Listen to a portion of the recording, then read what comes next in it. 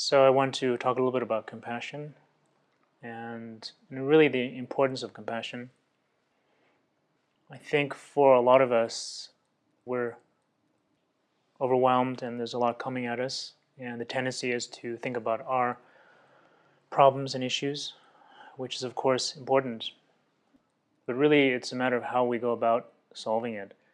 And I feel like compassion is the way to, in a sense, overcome a lot of problems, obstacles, the sense of making our life moving in a forward direction. And compassion is incredibly powerful. And initially, we may think compassion is weak.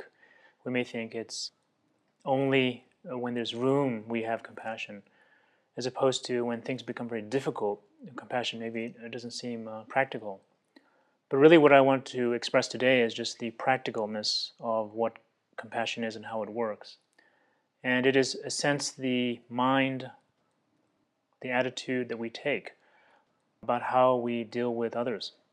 And if we take an attitude of compassion, and here compassion is really thinking about that others are having a difficult time, that others are suffering, stressed out, angry about something, and compassion is just seeing them and realizing they themselves are going through difficulty too.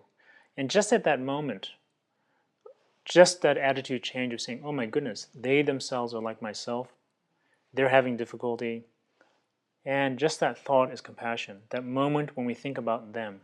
And from that, we gain so much ourselves. It puts perspective on what we're doing. We see that our problems are not as monumental. We see that others have problems. We may be sick, but there's so many people sick. We may be having difficulties, others having difficulties. And just that attitude change is tremendous. And within the Buddhist tradition and in the meditation tradition, we say that compassion actually brings happiness to ourselves and to those around us. It helps those around us, and it helps us. It eases our mind in a sense.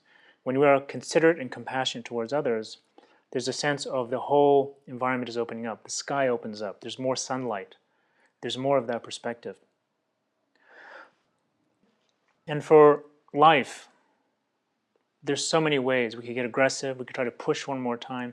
We say, I'm going to get it right. I'm going to be more aggressive. And really here, a lot of the wisdom is saying compassion is the way to go. Compassion in Tibetan we call Nyingje, or noble heart. Nying means heart, and Je means Lord. It means noble. It means something that is superior, not arrogance. But it's really a superior or higher or sort of lofty. We all of a sudden take ourselves out of being small-minded, little-minded, petty, and we bring ourselves up. And at that moment, when we do that, life begins to transform. And for myself, so many of the people that I respect and have tremendous admiration for are really is because they're compassionate. And I think many of us can see that. And that we do not have to wait for someone else to be compassionate to us. We can go ahead and start that process. And if we can do that just one moment by one moment, one person, one nice word, being generous, protecting someone else, those things go so far.